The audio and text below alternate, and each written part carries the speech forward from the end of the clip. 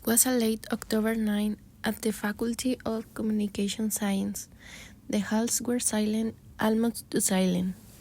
At most, students had already left to celebrate Halloween. Only one student remained determined to finish a project before the deadline. At first, everything felt normal, just the sound of the keyboard echoing through the empty room. But as the clock struck midnight, he began to hear faint whispers drifting through the building.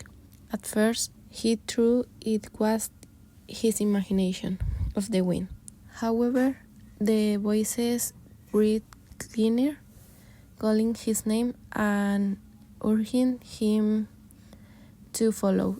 Tracing the sound, he reached the old radio studio in the basement, a place that had been locked for years after a mysterious accident. A mix of fear and curiosity burned inside him. Against his better judgment, he pushed open the creaking door, stepping into the unknown darkness. That moment became his call to adventure. Inside, the atmosphere shifts instantly. The air was heavy, filled with dust and the faint smell of burned wires. But the microphone on the table suddenly flickered with static. Then, the whispers returned louder and clearer. Join us. Stay forever.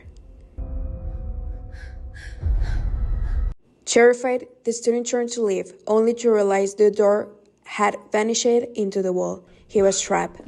Panic set in, but he forced himself to explore. As he walked, the studio seemed to stretch endlessly, twisting into a maze.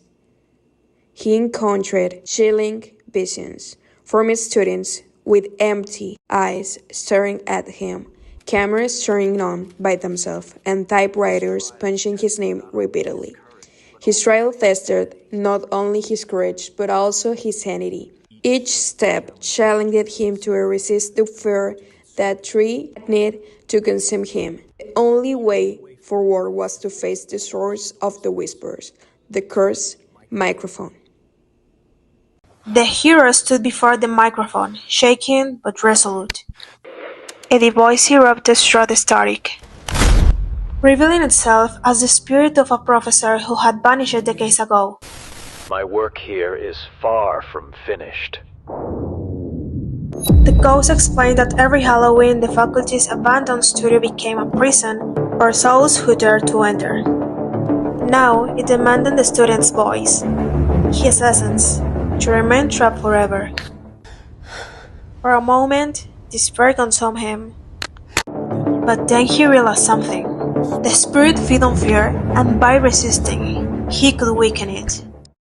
Gathering all his strength, he shouted into the microphone, not with fear but with defiance. The studio trembled, the vision dissolved, and the chaos screamed in fury as the curse began to crack. In that moment, the student transformed. He was no longer a scared boy lost in the darkness. He became someone capable of facing horror and surviving. Suddenly, the exit reappeared. Exhausted but alive, the student escaped the basement just as the first rays of dawn touched the building. The whispers were gone, the studio silent once more. He looked around the empty halls of the faculty, now aware of a secret no one else dared to uncover. Though he returned to the ordinary world, he was changed forever. The fear has left his mark, but so had his courage.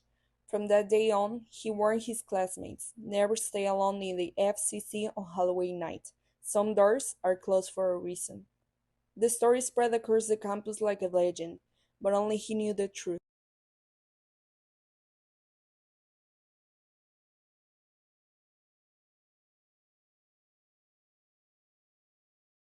He had faced the darkness and returned, not just alive, but transformed. His journey had turned him into the guardian of a terrified secret, one that would haunt him every October.